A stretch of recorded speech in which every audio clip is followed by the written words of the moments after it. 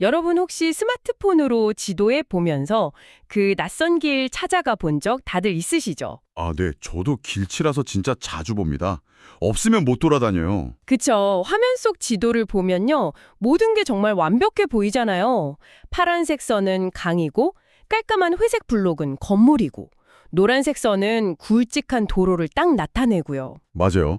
화면을 쫙 축소해서 보면 도시 전체가 아주 질서정연하고 막 통제 가능한 하나의 시스템처럼 보인다는 게 참 매력적이죠. 네, 그런데 막상 스마트폰을 주머니에 넣고 그 길을 직접 두 발로 걸어보면 어떨까요? 지도에는 전혀 표시되지 않았던 시끄러운 공사장이 길을 떡하니 막고 있기도 하거든요. 아, 진짜 그런 적 많아요. 갑자기 무릉덩이를 피하느라 엉뚱한 골목으로 빙 돌아가야 하기도 하고요. 맞습니다. 좁은 골목에서는 막 퀴퀴한 냄새가 나기도 하고요. 그러니까 화면 속에 완벽하고 매끈한 데이터랑 우리가 실제로 딛고 서 있는 그 흙먼지 날리는 현실 사이에는 항상 묘한 괴리가 존재한다는 거죠. 우리가 세상을 이해하려고 만든 모델이랑 실제 세상 사이의 틈새를 짚어내는 아주 훌륭한 비유네요. 감사합니다. 오늘 우리가 파헤쳐볼 주제가 바로 이 지도와 현실의 간극에 대한 이야기입니다. 네, 오늘 우리가 아주 깊게 탐구할 자료들은요. 사회과학 연구 방법론, 그러니까 인간의 삶을 통계로 측정하는 양적 연구랑 숨겨진 맥락을 파고드는 질적 연구에 대한 방대한 문헌들입니다. 와, 벌써부터 내용이 엄청 꽉 찬 느낌인데요. 그렇죠. 그리고 이 이론적인 측정 도구들이 실제 사회복지 정책 현장으로 딱 넘어갔을 때 어떤 역동을 만들어내는지를 다룬 행정론 자료들까지 한번 싹 엮어보려고 합니다. 좋습니다. 그래서 오늘의 핵심 질문은 이렇습니다. 우리는 복잡한 우리 사회의 현실을 대체 어떤 도구로 측정하고 이해할까요?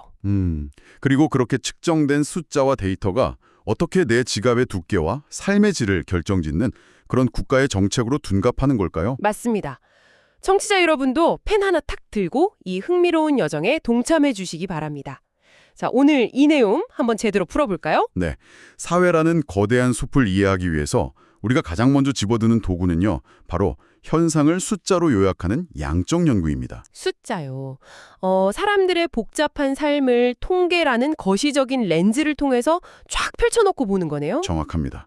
근데 통계라는 단어가 딱 나오면 벌써 머릿속이 하얘지면서 고등학교 수학 시간으로 돌아간 것 같은 분들도 계실 텐데요. 아, 저도 약간 지금 등에 땀이 날 뻔했어요. 겁먹을 필요 전혀 없습니다. 공식을 달달 외우자는 게 아니라 그 이면의 논리를 보자는 거니까요. 통계의 가장 기본적인 목표는 수많은 데이터를 하나의 대표값으로 요약하는 거잖아요. 그렇죠. 그중에서 우리가 일상에서 가장 흔하게 쓰는 게 바로 평균, 그 평균이라는 거고요. 네. 그런데 우리가 평균이라는 단어에 너무 익숙해져 있다는 게 문제의 시작일 수 있습니다. 모든 사람의 값을 다 더해서 머릿수로 뚝딱 나누면 끝이니까 계산은 참 쉽죠. 네, 쉽고 직관적이잖아요. 하지만 현실의 데이터가 어떻게 생겼느냐에 따라 평균은 아주 위험한 착시 현상을 일으킵니다. 아, 착시 현상이요. 청취자 여러분이 바로 아하 하고 무릎을 치실 수 있게 비유를 하나 들어볼게요. 오, 좋죠. 어떤 비유인가요? 지금 여러분이 그 평범한 월급쟁이 직장인 9명이랑 같이 작은 동네 카페에 앉아 있다고 한번 상상해 보세요. 네, 평범한 카페에 10명이 있는 거네요. 그렇죠. 그런데 갑자기 빌 게이츠 같은 세계 최고의 억만장자가 커피를 마시러 그 카페 문을 쓱 열고 들어옵니다. 와, 상상만 해도 대박인데요. 그럼 그 카페 안에 있는 10명의 평균 재산은 어떻게 될까요? 1초 만에 수백억, 수천억 원으로 확 뛰어오르겠죠? 여러분은 갑자기 통계적으로 억만장자가 되는 겁니다. 야, 하지만 여러분의 실제 통장 잔고는 단 1원도 변하지 않았죠. 평균이라는 잣대가 현실을 얼마나 심각하게 왜곡할 수 있는지 보여주는 진짜 완벽한 시나리오입니다. 맞아요. 평균은 이렇게 극단적인 값, 통계학에서 흔히 말하는 이상치, 그러니까 아웃라이어에 너무나도 취약하다는 거죠. 빌 게이츠 한 명 때문에 나머지 9명의 평범한 삶이 통계에서 싹 지워져 버리는 거니까요. 네, 그래서 우리는 다른 잣대가 필요합니다. 그 대안으로 사회과학에서 아주 중요하게 다루는 것이 바로 중앙값입니다. 아, 중앙값. 영어로는 미디언이라고 하는 그거군요. 맞습니다. 아까 그 카페에 있는 10명을요. 재산이 적은 사람부터 많은 사람 순서대로 1등부터 10등까지 일렬로 쫙 세우는 겁니다. 줄을 세운 다음에 어떻게 하죠? 그리고 정확히 정가운데 위치한 5등과 6등 사이의 값을 딱 보는 거죠. 이 중앙값은요, 방금 전처럼 빌 게이츠가 카페 문을 열고 들어오든 말든 거의 꿈쩍도 하지 않습니다. 오, 그러니까 제일 끝에 엄청난 부자가 한 명 추가돼도 가운데 서 있는 사람의 재산 수준은 별로 안 변한다는 거네요. 바로 그겁니다. 가장 평범하고 보편적인 다수의 현실을 아주 단단하게 지켜주는 수치죠. 아, 그래서 우리나라가 빈곤층을 가려내는 복지 기준을 세울 때 국민 평균 소득을 안 쓰고 중위 소득의 50%막 이런 식으로 중앙값을 쓰는 거군요. 정확하게 짚으셨습니다. 만약에 평균을 써버리면 소수의 그 슈퍼리치들 때문에 빈곤선이 덩달아 껑충 뛰어올라서 통계가 완전히 엉망진창이 될 테니까요. 와, 이렇게 들으니까 진짜 확 와닿네요. 여기서 흥미로운 점은요, 양적 연구가 단순히 이렇게 대표값을 구하는 데서 멈추지 않는다는 겁니다. 그럼 또 뭘 구하나요? 통계의 진짜 마법은 변수와 변수 사이의 관계를 밝혀내는 데 있거든요. 예를 들어서 교육 수준이 올라가면 소득은 과연 얼마나 올라갈까? 아, 부모의 재산은 자녀의 학업 성취도에 얼마나 영향을 미칠까? 뭐 이런 거요? 네, 맞습니다. 이런 인과관계를 예측하기 위해서 흩어진 점들 사이에 선을 긋는 작업, 바로 회귀 분석을 사용하게 됩니다. 회귀 분석. 이름은 참 무섭지만 결국 수많은 사람들의 데이터 사이를 관통하는 가장 완벽한 트렌드 라인 하나를 쫙 그어보는 거잖아요. 맞아요. 그런데 이 분석을 할 때 아주 치명적인 함정이 하나 숨어 있습니다. 원문 자료에 아주 재미있는 비유가 등장하는데요. 뭔지 궁금합니다. 만약 어떤 사람의 몸무게가 200kg이라고 한번 가정해 봅시다. 와, 200kg이면 엄청나게 무거운 거네요. 건강이 몹시 우려되는 초고도 비만 상태 아닙니까? 네, 당연히 그렇게 생각하시겠죠. 그런데 이번에는 코끼리의 몸무게가 200kg이라고 해봅시다. 어떤가요? 갓 태어난 새끼 코끼리인가 보네요. 코끼리 치고는 깃털처럼 가벼운 무게잖아요. 핵심을 정확히 짚으셨습니다.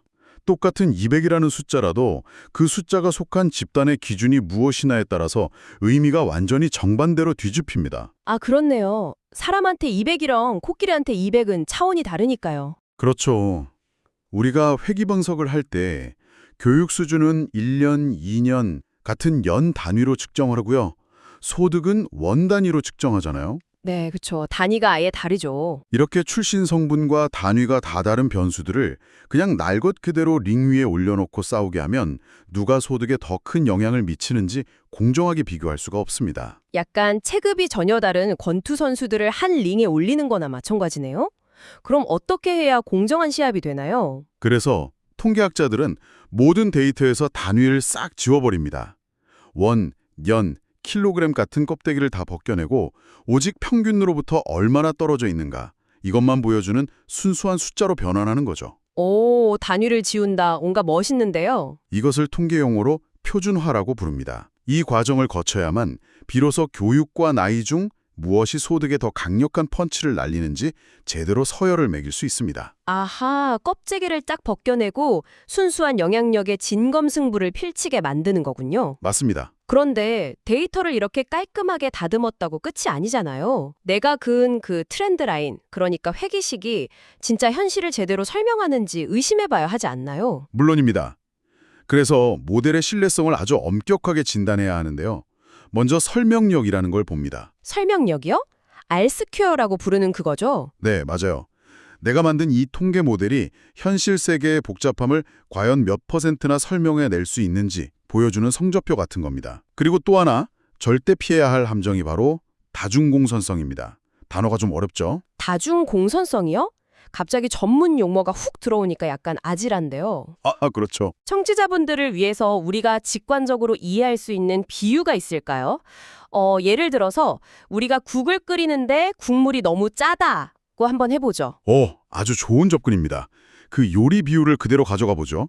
어떤 셰프가 국을 끓일 때 소금과 간장을 항상 똑같은 비율로 콸콸 들이붓는 습관이 있다고 상상해 보세요. 아, 끔찍하네요. 네, 나중에 이 국을 맛본 손님이 너무 짜다 이렇게 화를 내는데 우리는 과연 소금 때문에 짠 건지 간장 때문에 짠 건지 분리해낼 방법이 있을까요? 둘이 항상 같이 들어갔으니까 도저히 알 수가 없죠. 소금 범인설이랑 간장 범인설이 완전히 엉켜버리네요. 바로 그겁니다. 통계 모델에 들어간 독립 변수들끼리 너무 강하게 얽혀 있어서 도대체 누가 진짜 원인인지 컴퓨터조차 분간하지 못하고 멘붕에 빠지는 현상. 그게 바로 다중공선성입니다. 아, 진짜 컴퓨터도 멘붕이 오는군요. 네, 이런 변수들이 모델에 같이 들어가면 통계 결과는 완전히 신뢰를 잃고 왜곡되어 버립니다. 그래서 소금이나 간장 둘 중 하나는 통계 모델에서 과감하게 빼버려야 하는 거죠. 와, 양적 연구의 세계는 정말 논리적이고 정교하네요. 데이터를 표준화하고 다중공선성 같은 에러를 걸러내고 이렇게 철저하게 검증된 통계 모델을 보면 정말 완벽한 세상을 그려낸 것 같습니다. 그렇죠. 통계가 주는 그 짜릿함이 있죠. 하지만 여기서 정말 흥미로워지는 부분은요. 통계학자들이 아무리 완벽한 회귀 분석 선을 그어도 그 선명한 파란색 지도 밖에 진짜 흙바닥 냄새는 통계로 맡을 수가 없다는 겁니다. 아, 그렇죠. 수치로 담아낼 수 없는 것들이 분명히 존재하니까요. 네, 어떤 사람이 왜 빈곤선 아래로 떨어졌는지 그 숫자는 알 수 있어도 그 사람이 가난 속에서 매일 어떤 모멸감을 느끼는지, 왜 그런 선택을 할 수밖에 없었는지 그 동기와 의미는 숫자에 안 담기잖아요. 맞습니다. 그래서 우리는 이제 지도의 선을 벗어나서 사람들이 살고 있는 진짜 삶의 현장으로 들어가야 합니다. 바로 질적 연구의 세계 말이죠. 이 대목에서 우리는 세상을 바라보는 철학적 렌즈 자체를 완전히 바꿔 끼워야 합니다. 철학적 렌즈요? 네, 양적 연구가 기반하고 있는 실증주의는요, 사회를 일종의 물리학처럼 바라봅니다. 중력의 법칙처럼 인간 사회에도 보이지 않는 객관적이고 보편적인 법칙이 숨어 있고 우리는 완벽한 관찰을 통해서 그걸 발견할 수 있다고 믿는 거죠. 아, 뭔가 딱 떨어지는 정답이 있다고 보는 거군요. 반면에 질적 연구의 바탕이 되는 구성주의는요, 사회를 일종의 연극 무대라고 봅니다. 정해진 물리 법칙이 있는 게 아니라 무대 위의 배우들, 즉 사람들이 서로 끊임없이 상호작용하고 의미를 부여하면서 그때그때 세상의 대본을 만들어간다고 믿는 겁니다. 철학이 다르니까 방법론도 완전히 다를 수밖에 없겠네요. 아까 통계학자들이 책상에 앉아서 수만 명의 엑셀 데이터를 막 분석할 때 질적 연구자들은 빈민촌이나 특정 커뮤니티로 아예 짐을 싸서 들어간다는 거잖아요. 맞아요. 현장으로 직접 뛰어드는 거죠. 아무런 가설도 없이 사람들의 삶 속에 뛰어들어서 끝없이 대화하며 현상의 본질에 뽑아내는 근거 이론이나 특정 집단과 함께 먹고 자며 그들의 문화를 기록하는 문화기술지 같은 방식처럼요. 자료에 등장하는 레즈비언 커플들의 생애사 연구나 위안부 할머니들의 구술사 연구가 아주 대표적인 질적 연구의 결정체입니다. 아, 그런 역사적이고 깊은 이야기들이요. 네, 이 연구들은 남성 중심 혹은 기득권 중심의 거대한 역사책이나 통계청의 엑셀표에서 완전히 지워져 버린 소수자들의 목소리를 연구자가 직접 찾아 나서는 치열한 작업이죠. 그런데 잠깐만요. 제가 양적 연구의 그 깐깐한 다중공선성 잣대를 방금 통과하고 와서 그런지 여기서 좀 날카로운 질문을 하나 던지고 싶어집니다. 좋습니다. 어떤 질문이죠? 위안부 할머니들이나 특정 커뮤니티 분들을 깊게 인터뷰한다고 쳐요. 많아야 3명, 길어야 10명 남짓일 텐데 고작 그 소수의 이야기를 가지고 우리 사회 전체를 일반화할 수 있나요? 일반화의 문제요? 네, 그냥 연구자의 주관적 감정이 듬뿍 담긴 한 편의 슬픈 소설이나 다큐멘터리가 되는 건 아닐까요? 이게 과학이라고 부를 수 있는 건가요? 이것을 더 큰 맥락과 연결해보면 그 질문에 대한 본질적인 답이 나옵니다. 질적 연구를 양적 연구의 일반화라는 잣대로 평가하는 것 자체가 사실 오류입니다. 잣대 자체가 다르다는 거군요. 네, 질적 연구의 애초 목표는 모든 사람에게 적용되는 보편적 법칙을 찾는 게 아니거든요. 오히려 질적 연구는 숫자로 뭉뚱그려주면 폭력적으로 지워져 버린 한 사람 한 사람의 숨겨진 의미를 세상에 복원해내는 하나의 실천적 운동에 가깝습니다. 실천적 운동이요? 네, 주관적이라고요? 맞습니다. 주관적이죠. 하지만 권력에 의해 침묵을 강요당했던 그 소수의 주관적 이야기들이 하나둘씩 쌓이고 축적되면 결국 그 시대의 거대한 억압적 구조를 폭로하고 기존의 상식을 뒤집는 새롭고 강력한 진실이 됩니다. 아, 일반화의 오류를 범하는 게 아니라 억압된 진실을 해방시키는 작업이군요. 와, 그 자체로 엄청난 파급력이 있네요. 게다가 현대의 질적 연구는 마냥 주관적인 인터뷰에만 머물지 않습니다. 아주 흥미로운 트렌드가 있는데요. 어떤 트렌드인가요? 한국의 빈곤 관련 질적 연구 246편을 전부 모아놓고 그 방대한 문헌 속에 등장하는 단어들의 빈도와 네트워크를 컴퓨터로 분석해내는 내용 분석 같은 방법이 등장했습니다. 와, 246편을 컴퓨터로요? 네, 질적 자료를 수집해서 양적으로 패턴화하는 거죠. 이렇게 두 가지 렌즈를 자유롭게 섞어 쓰는 혼합 연구도 요새 아주 활발합니다. 양적 연구와 질적 연구가 서로 시너지를 내는 거네요? 그렇죠. 단, 질적 연구는 사람의 가장 내밀하고 아픈 상처를 깊이 파고드는 작업인 만큼 연구윤리위원회에 아주 깐깐하고 엄격한 승인 절차를 거치는 것이 현대 연구의 필수 조건으로 자리 잡았습니다. 단순한 서류 작업이 아니라 인간에 대한 예의를 지키는 장치죠. 자, 그렇다면 우리는 이제 수만 명의 트렌드를 보여주는 양적 데이터의 거시적인 지도와 세 명의 땀방울과 눈물을 돋보기로 들여다보는 질적 연구의 미시적인 이야기까지 모두 살펴봤습니다. 네, 이론적인 무기는 다 갖춘 셈이죠. 그럼 이제 여기서 가장 현실적인 질문으로 넘어가 보죠. 완벽한 회귀 분석 선도 그렸고 심금을 울리는 구술사도 확보했습니다. 그런데 정책 입안자들은 이 지식들을 어떻게 현실에 적용할까요? 거기가 진짜 어려운 지점이죠. 그러니까요.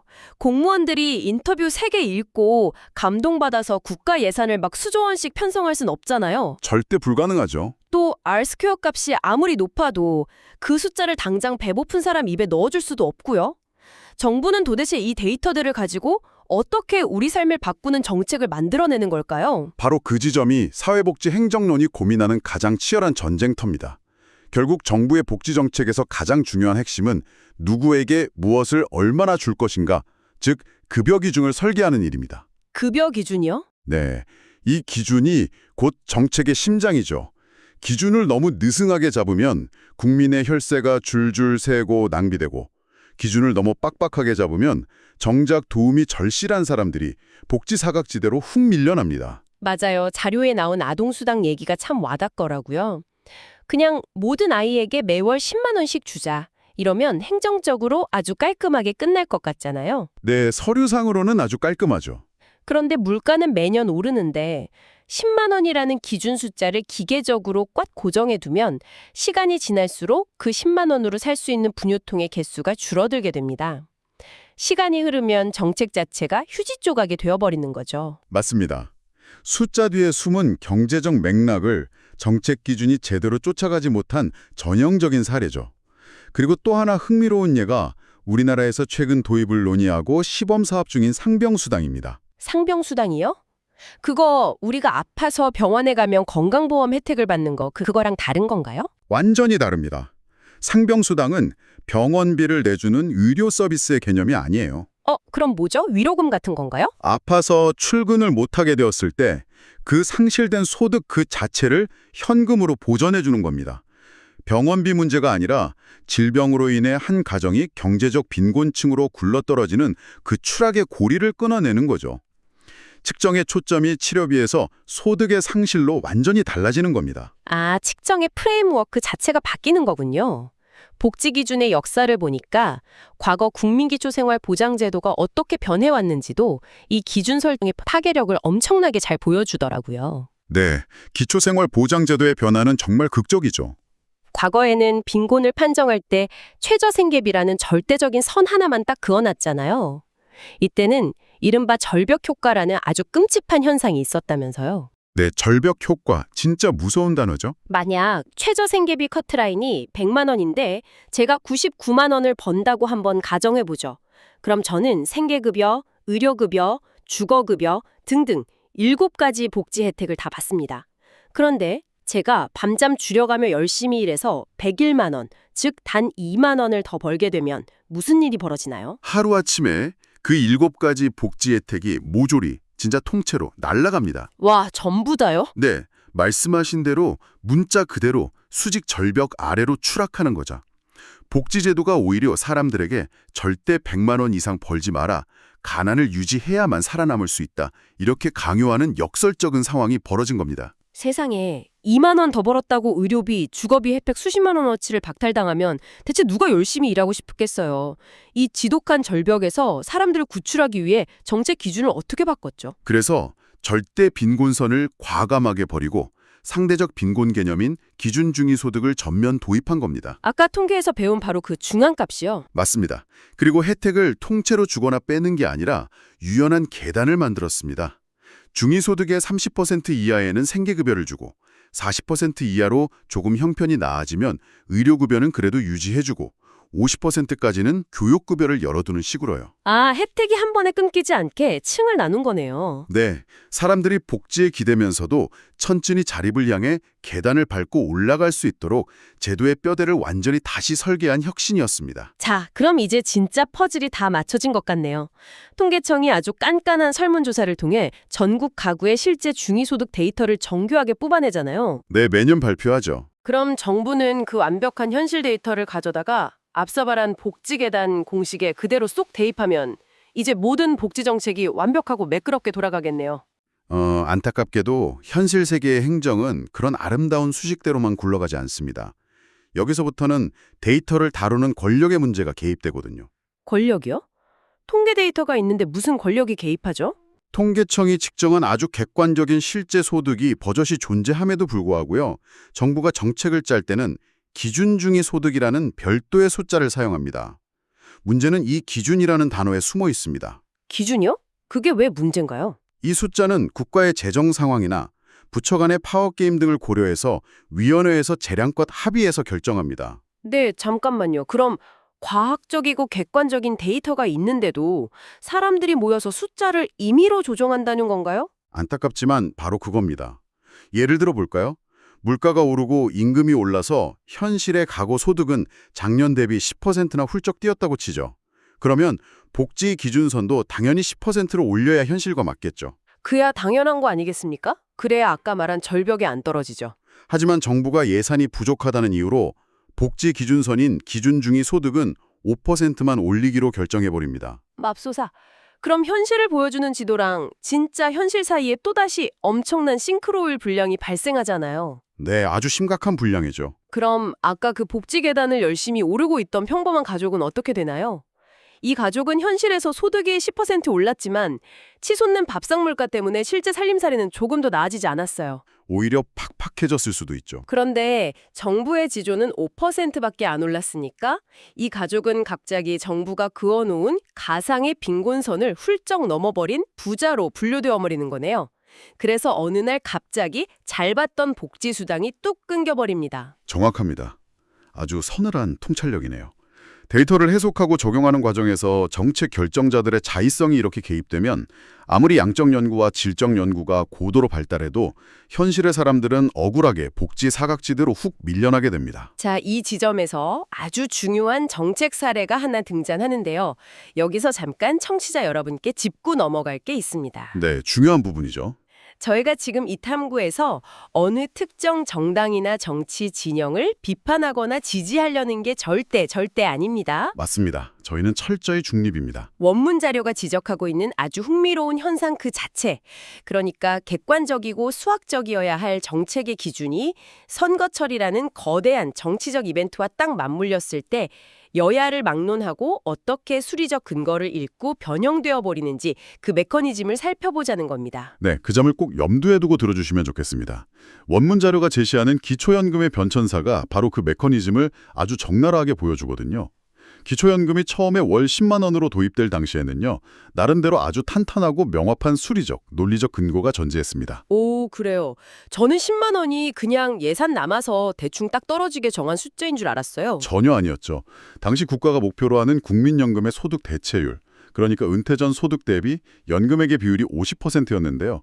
아무리 계산을 돌려봐도 국민연금만으로는 40%밖에 채울 수 없다는 계산이 딱 나왔습니다. 아, 10%가 비네요. 네, 그래서 텅 비어버린 이 10%의 갭을 기초연금으로 메워주자고 결정한 겁니다. 그 10%의 가치를 돈으로 환산해 보니까 대략 10만 원이라는 숫자가 도출된 거죠. 아주 정교한 수학적 퍼즐의 한 조각이었습니다. 와, 10만 원이라는 평범한 숫자 뒤에 그런 과학적이고 논리적인 뼈대가 있었군요. 몰랐습니다. 그런데 그 이후에 무슨 일이 벌어졌나요? 이후 굵직한 대통령 선거와 총선들을 거치면서 정치권의 거대한 공약 경쟁에 불이 붙습니다. 아, 선거철이 왔군요. 네, 우리가 당선되면 노인분들께 더 챙겨드리겠다. 이러면서 양당이 치열하게 맞붙었죠. 그러면서 최초의 그 정교했던 소득 대체율 10%라는 수학적 근거는 연기처럼 싹 사라져버립니다. 10만 원이 20만 원이 되고 어느새 30만 원을 넘어 40만 원까지 막 올라갑니다. 진짜 껑충껑충 뛰었네요. 네, 정책의 시작점에 존재했던 객관적 데이터와 논리가 정치적 득표 논리에 의해 완전히 잡아먹혀버린 현상을 원문 잔류는 날카롭게 꼬집고 있습니다. 그래서 이 모든 게 대체 무슨 의미일까요? 통계학자들이 책상머리에서 다중공선성을 막 따져가며 피땀 흘려 완벽한 데이터를 분석하고 질적 연구자들이 빈민촌을 발로 뛰며 눈물겨운 진실을 발굴해내도 결국 그 지식과 데이터를 가져다가 사람들의 삶을 쥐락펴락하는 정책으로 빚어내는 것은 철저하게 인간의 권력과 정치적 논리에 의해 너무나도 쉽게 휘어지고 찌그러질 수 있다는 뜻 아닐까요? 이는 우리에게 아주 중요한 질문을 던집니다. 과거에 설정된 기준이 지금도 유효한가? 끊임없이 묻고 의심해야 한다는 거죠. 예를 들어서 기초연금 지급 대상을 소득 하위 70% 노인으로 싹둑 잘라놓은 기준이 있습니다. 네, 많이들 아시는 기준이죠. 과거 노인층 대다수가 절대 빈곤에 시달리던 시절에는 이 70%라는 잣대가 합리적이었을지 모릅니다. 하지만 지금의 노인 세대는 어떤가요? 꾸준히 근로소득을 올리는 분도 있고요. 맞아요. 요새 일하시는 어르신들 진짜 많으시잖아요. 네, 그리고 겉보기엔 소득이 없어도 강남의 수십억 원대 부동산이나 든든한 금융자산을 갖춘 분들까지 빈부격차가 어마어마하게 분화되었습니다. 상황이 완전히 달라졌네요. 그렇습니다. 과연 하위 70%라는 낡고 뭉툭한 통계적 잣대가 현대사회의 복잡한 빈곤을 타격하는 데 여전히 적합하고 과학적인 척도일까요? 우리는 이 완벽해 보이는 숫자의 지도를 끊임없이 의심하고 계속 업데이트해야만 합니다. 자, 청취자 여러분, 오늘 우리는 이 방대한 사회과학의 세계를 아주 깊고 치열하게 탐험했습니다. 빌 게이츠의 등장으로 크게 흔들리는 평균의 함정, 그리고 껍데기를 벗겨내는 회귀 분석의 그 정교한 숫자를 넘어서요. 네, 그리고 질적 연구가 그 흙바닥 현장에서 찾아낸 인간의 숨은 이야기들까지 살펴봤죠. 맞습니다. 그리고 이 모든 지식과 데이터가 현실의 권력, 그리고 정치판에서 어떻게 얽히고 설켜서 우리의 삶을 지배하는 정책으로 왜곡되기도 하는지 그 생생한 궤적을 오늘 쭉 쫓아봤습니다. 숫자와 통계는 거대한 패턴을 딱 보여주지만 그 이면에 피가 도는 맥락을 놓치기 쉽고요.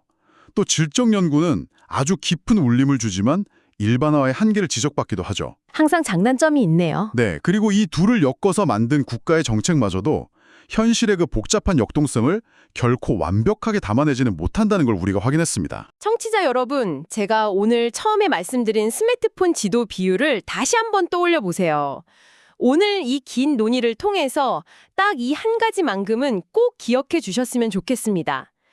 통계 속 숫자는 결코 완벽하게 객관적이지 않고요. 질적 이야기 역시 연구자의 주관적인 렌즈를 한번 거칩니다. 네, 절대적인 진리라는 건 없는 셈이죠. 심지어 그 데이터를 다루는 국가의 정책마저도 권력과 정치적 이해관계에 의해서 철욱처럼 되게 쉽게 뭉개지고 휘어집니다. 정말 공감 가는 비유입니다. 그렇다면 앞으로 여러분이 구신 뉴스에서 아주 자신만만하고 단호한 목소리로 이것은 과학적 데이터에 근거한 객관적인 정책입니다. 라는 선언을 딱 들었을 때 여러분은 그 화려하고 매끈한 지도 이면에 숨겨진 어떤 가치와 누구의 의도를 가장 먼저 의심해 보시겠습니까? 세상에 완벽한 지도는 없으니까요. 맞습니다. 진짜 길을 찾는 건 그 지도에 끊임없이 질문을 던지고 의심하는 우리 자신의 몫이겠죠. 네, 데이터 너머의 현실을 보는 눈이 필요한 때입니다. 오늘의 깊이 있는 탐구는 여기서 마칩니다. 청취자 여러분, 다음 탐구에서 뵙겠습니다.